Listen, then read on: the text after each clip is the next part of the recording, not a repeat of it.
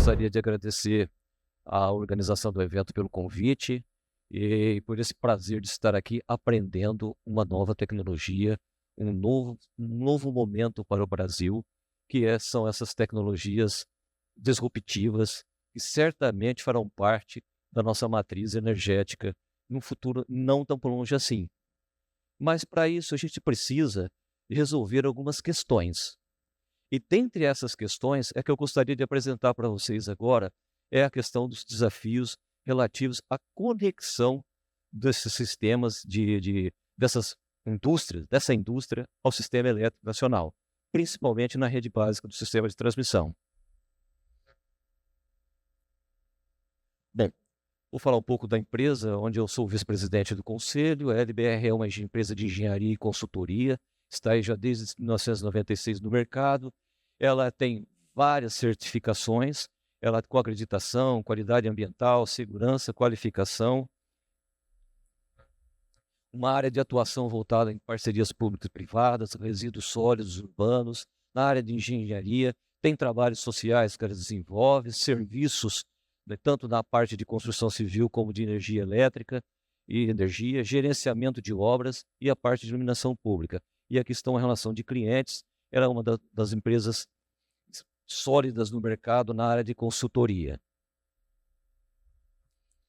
Bom, me chamou a atenção quando eu comecei a estudar essa questão da produção de hidrogênio, porque eu tenho atuado bastante com a parte de data centers, com conexão de data centers. E isso me chamou a atenção para a grande concentração de cargas.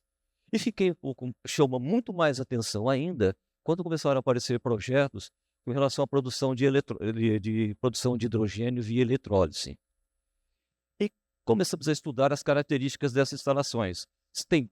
Exigem um elevado nível de renovabilidade, são instalações de grande porte e potência, elas necessitam de centenas de megawatts, até gigawatts para sua operação, possuem concentração locacional, como vocês podem ver, elas estão caminhando pelo litoral, quer dizer, estão procurando a disponibilidade portuária.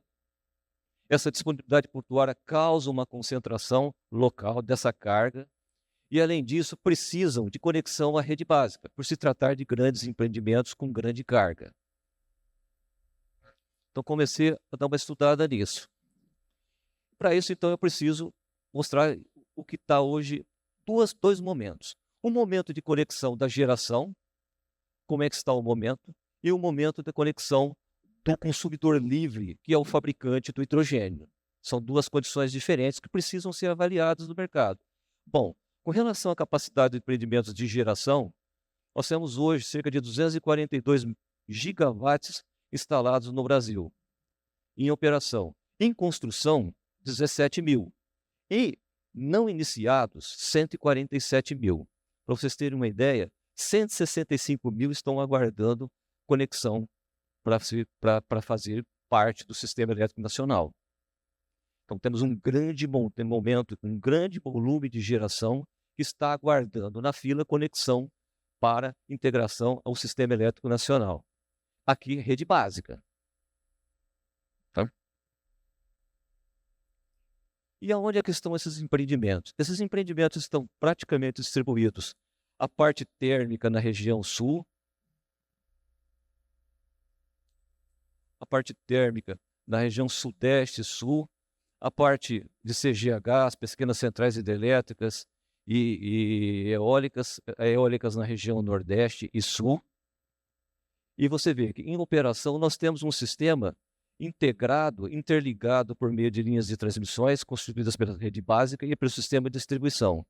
Então veja, e um sistema em construção são essas usinas que estão aqui, que estão sendo construídas e integrarão, fazem parte do planejamento decenal anterior, foram programadas para entrar, foram licitadas, algumas fazem parte de antigos leilões e outras são partes de agentes que estão acreditando na evolução do mercado livre, quer dizer, na saída do consumidor cativo para o mercado livre. E outro, uma fila de 140 gigawatts guardando para serem conectados à rede básica. Notadamente, vocês percebem um fluxo de solares e de energia eólica na região Nordeste, que eu acredito que sejam essas usinas que os grandes investidores da indústria de hidrogênio querem que abasteça as suas fábricas. No entanto, eu preciso, isso é a geração. Agora, como é que eu conecto a minha fábrica? Eu preciso de carga. Então, para isso, eu preciso estar localizado em algum lugar. Então, vejam, olha a capacidade remanescente das usinas. Esse é um dado do ONS, que o ONS disponibiliza. Veja, Nordeste, hoje, 2025, né? Vamos falar hoje, que já estamos praticamente em 2025. Nordeste, qual é a margem de escoamento para a conexão desse sistema de geração? Zero. Não consigo conectar esses empreendimentos de geração para atender a minha demanda, principalmente, veja, demandas normais do dia a dia, quanto mais para empreendimentos de grande porte. Existe algum espaço para conexão disponível na região sul? 2026, conforme o programa de Parpel do ONS, essas obras já foram aprovadas, está em construção. Isso daí já existe uma folga de espaço para conexão de geração em 2026. Em 2027, na região Nordeste, continua praticamente a mesma coisa. 2029 existe, já estão se montando, continua se evoluindo essa margem, aumentando essa margem de escoamento. Em 2029, a gente já começa a ter uma folga para a conexão desses empreendimentos, que foram licitados ou que estão sendo comercializados em energia. Bom, aí eu, como fabricante de hidrogênio, quero conectar nessas regiões. Veja, para os senhores terem uma ideia, 9 projetos, o Plano Decenal, a EPE estudou agora há poucos dias e apresentou no caderno de transmissão, que está em chamada pública, para vocês darem uma consultada. Ela faz o seguinte: olha, tem 9 projetos protocolados no Ministério de Minas e Energia solicitando acesso à rede básica do Sistema Interligado Nacional. Esses projetos têm uma demanda acumulada de 35,9 gigawatts. Isso corresponde a mais do que o dobro da carga do sistema elétrico para a região Nordeste, que é em torno de 16 gigawatts. E o que deixa ainda mais preocupado o planejador, seja a EPE, seja o ONS, enfim, o Ministério, é a rampa de carga. Essa rampa de carga, ao longo do horizonte, até 2038, vai alcançar 26,8 gigawatts de carga na região do Piauí, na região do Ceará, 8,5 GB, e na região da Bahia, 600 megawatts.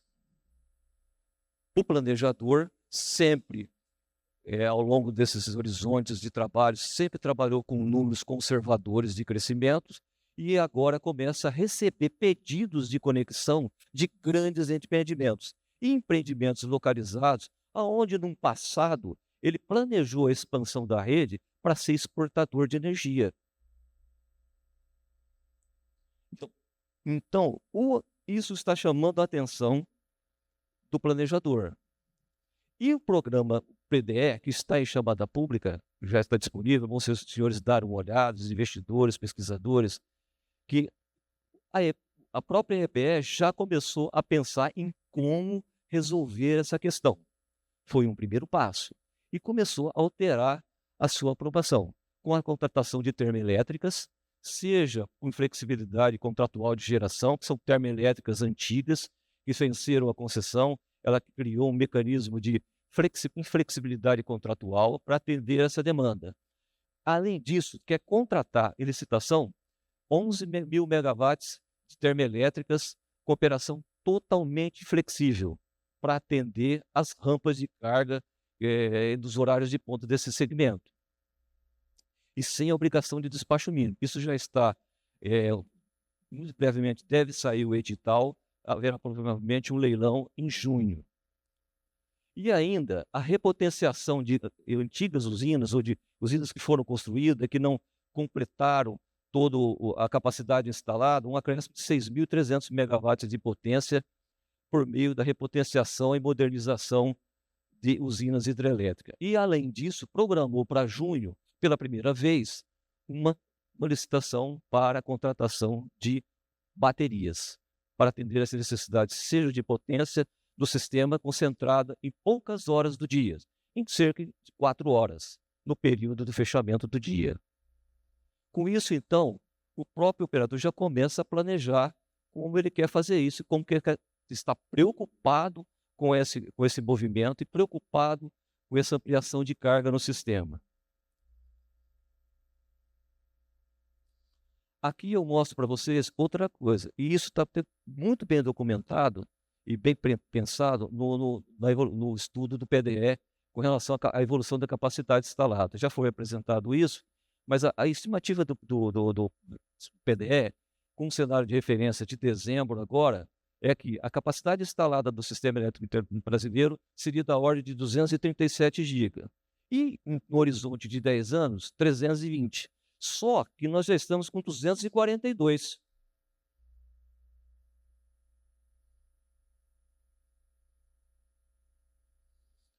Veja, o planejador planejou para 10 anos, um momento do mercado atendendo dos 320 megawatts.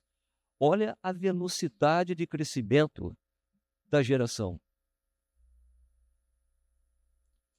Vamos ter consumo para essa geração toda? Se você olhar o que o PDE fala, não. Muito desses empreendimentos, ela acredita que não se consolidarão. Então, teremos problemas de atendimento de carga por conta desses reforços.